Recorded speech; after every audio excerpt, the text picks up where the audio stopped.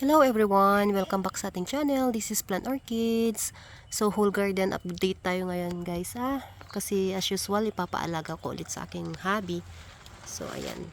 Ayan guys. Ayan guys. Ito, may konting pagbabago. Naglagay ako ng toppings guys. Yung ginagamit sa orchids. Ayan. Ayan. May sobra sa kasi nagripat-ripat ako ng orchids ko. At may nasobra ako yan. Kasi yung gamit ko sa orchids ko, yan, 3. May coconut husk, yan. Ito yung parang clay. And then, yan, uling. So, ayan sila guys, sa area na to. Yan.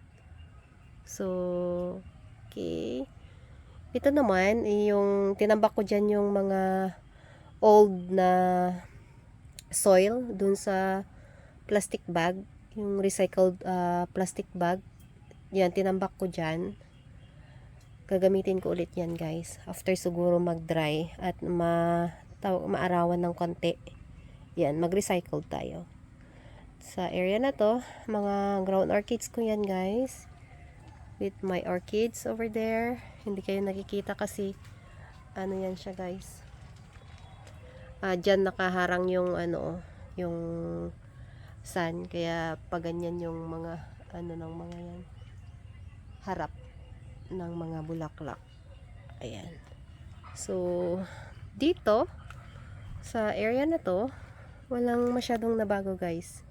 As usual pa rin, nagtanggal-tanggal ako ng mga guys, ng mga dry leaves nila kaninang umaga, pero marami pa rin pala. Ayan. So, here yan, nalinis ko na rin tong aking garden, na walisan ko na rin siya guys. Nagtanggal na ako ng mga dried leaves dito sa loob. Yan.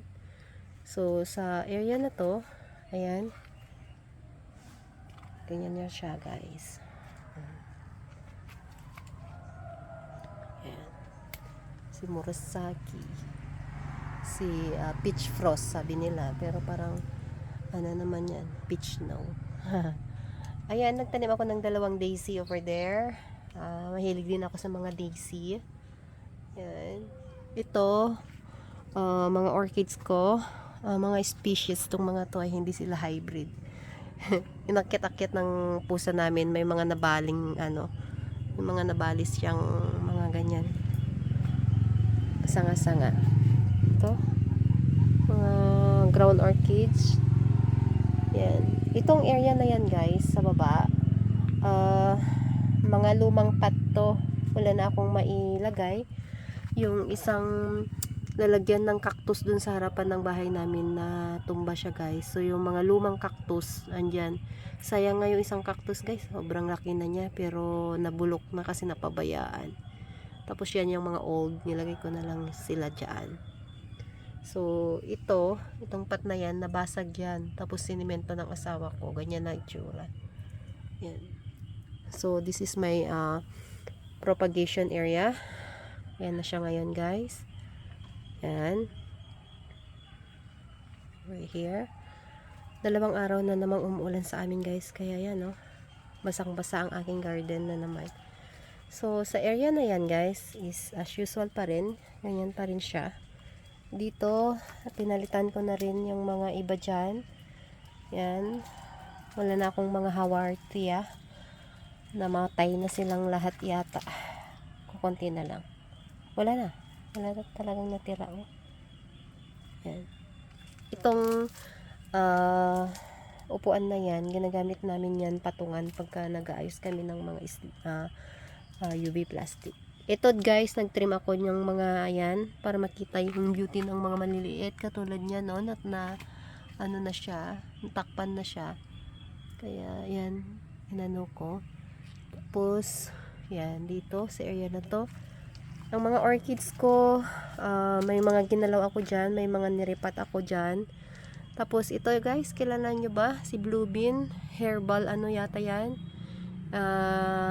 Binigay yan sa akin ng isa sa mga ka-groupmate ko sa garden group. Yan, pinadala sa akin through mail post. sa mga orchids ko guys. Ayan. Yan guys, oh, pinalitan ko yung mga ano niyang mga yan. Mga sunog ko. Nagpalit-palit ako kanina guys. At nilinis ko na rin sila. So over here, ganyan. Marami silang mga buds guys. Pero nagtataka ako, may mga buds, or ay buds tuloy. May mga spikes at buds na nabubulok. Parang nag-a-abort sila guys. Ewan ko kung bakit. Ito nga oh. Dalawa yung spike niya yan eh, oh. Pero yung bulaklak niya ganyan, oh. Ewan ko nang nangyayari sa kanila. Bumili ako ng bagong net nila dito, guys. Ayan, oh. Mas makapal kaysa yung dati. Kasi napapansin ng asawa ko, kahit na binalik yung net, ay naglagay kami ng net, nasusunog pa rin sila. Ayan, oh, guys, oh. Kikita niyo yan, oh. Akala namin parang ano lang yan siya, parang fungus. So nag-spray pa rin kami, spray ng fungus. Yung pala nasusunog sila kasi itong lagayan na yan guys, nilagay yan ng asawa ko sa under the citrus. Yan oh, may citrus kami diyan guys oh. Ayan. Tapos hindi siya katulad ng ibang may mga nagbablock. Kaya sabi ng asawa ko baka nga sa init. So bumili kami, pinalitan namin yung net dyan guys, mas makapal na. Tapos binalik namin. So far, sana maging okay. Tinitignan ko kanina kasi may konting silip ng araw. So far, okay naman sila. Sana okay na sila at hindi na sila magkasakit. Ayan. So yung mga ko guys, mga orchids ko, mga spikes pa lang yan mahaba. Dati guys, yung dating mga orchids ko, lalaki. Pag Feb to March, grabe guys, ang ganda dito. As in, punong-puno ng bulaklak yan guys. Dami-dami, tsaka bango-bango. This is my spice area. Ayan, may mint ako dyan. May, ano bang tawag nyo dito guys? Para siyang onion, pero hindi siya onion. Ayan, may sili, may kalamansi. May sibuyas, may bawang din ako, may laurel, pero tinanggal namin dito kasi nag-i-spray kami. Gusto kong magkaroon niya ng organic area. Puro organic naman yung gamit sa mga ganyan. Kaya unti-unti ko na silang inililipat dito kasi nag-i-spray kami ng fungicide dito, ganyan-ganyan. So, alam niyo yun. Ayoko ng ganon. So, parang hindi siya masyadong ideal. Lalo na't may mga bata kami na maliliit. Ayan guys, oh, nagsusisunog ang mga orchids ko. Ayan, oh. Kawawa naman sila. Kahit may net, guys. Yung net na yan yung nilagay namin. Yan. Kaya bumili kami, pinalitan namin. Ito, naglagay ako ng mga houseplant na dyan. Ayan, manzanilla ang tawag namin dito yan. Ang mga yan, bagong tanim lang yan guys. Tinanggal ko dun sa halaman ng mama ko kasi yung mama ko mahilig din sa halaman. Yan, may spike na rin yan guys. Tsaka guys, may ipapakita ako sa inyo. Namumulaklak pala ito guys, oh. Akala ko hindi. First time ko siyang makitang mamulaklak. Para siyang pinya. 3 klase yung ganyan ko. Ito guys, para siyang silver yung kulay. Tapos may naman dyan, oh, yung green. And meron ako dyan yung maroon. Ayan, oh. Ayan. May nakapat na ganyan guys. Kaso lang nilagyan ko yan sa gilid para yung mga manok hindi makapasok pag lumaki na sila or lash na kumbaga. May mini area. Ito yung mga leafless kong orchids. Yung mga yan. Talagang ganyan sila yan guys. Wala talaga silang masyadong dahon. Nagdadahon naman pero hindi katulad ng ibang orchids yan. So, yan. Hindi pa sila namulaklak. Mga dendros. Yan. Gubat kasi ito yung lugar namin guys. Kagubatan. Yan. Wala nga kaming kapitbahay kahit magsigaw-sigaw kami dito guys. Yan. Dati may lolo at lola ako. So, pumanaw na sila. So, kami-kami na lang. Yan. Sa area na to guys. Yan. Nalinisan ko na yung mga dahon, mga dried leaves dyan. Ang aking cactus. Hindi ko kasi naalagaan ang mga cactus ko masyado. Hindi ko sila binibaby. Kaya Hindi rin sila baby tignan. Ayan. Pero ang ganda nila pag namulaklak sila yan guys ha. Yan. Yan sila guys. Oh. Ang mga iba dyan guys, more than 20 years na sa akin. Yan. Nahayaan ko lang. Tanim, kalimot lang sila dyan. Hindi ko nga yan pinapalitan ng pot guys or ng soil eh. Yan. Kaya bumili ako ng bagong mga yan, mga cactus na dyan guys. Ayusin ko yan sa next na bakasyon ko after 3 months if God permit. Yan, kasi every 3 months tayo umuwi guys. Yan.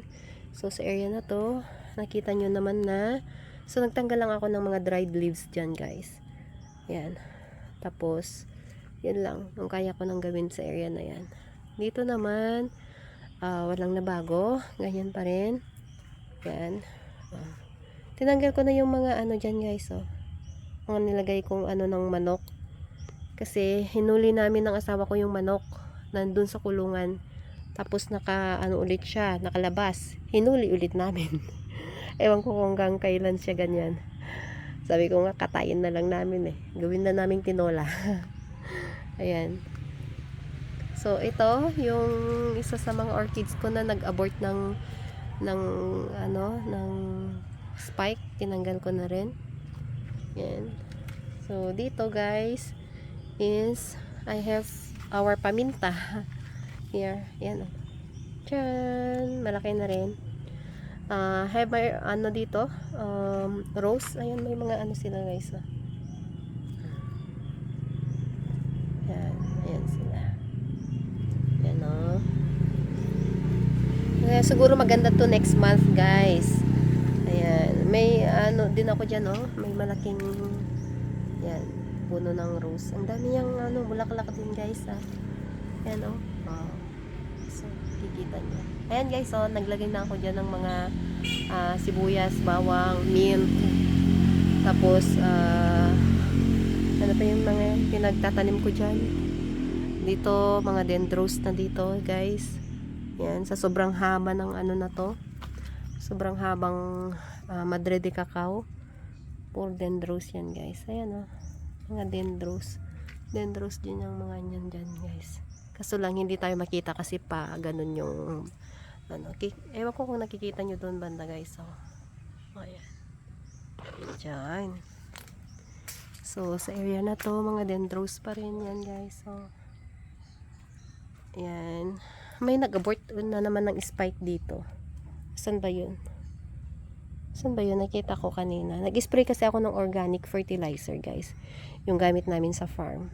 May farm kami. Ginagamitan namin ng puro organic. Yan. Sabi ko sa kuya ko, pahingi ako niyan. Mag-spray ako sa orchids ko. Tsaka sa succulents. Yan. Tapos, yun. Nag-spray ako kanina umaga.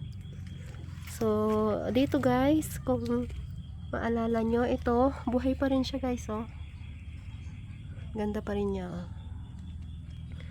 Yan, kita nyo guys, may mga buds tayo dito. Buds. Mga buds. May mga palabas ding spikes dyan guys. Kaya, yan, maganda na ulit ang garden. Hopefully, ayan, dito sa area na to guys, yan. So, ito, walang masyadong nabago. Kasi na-update ko naman na kayo guys sa mga plant track lagi. So that's all for now guys, and thank you for watching. Please subscribe para sama tayo ulit sa next na video. Bye guys.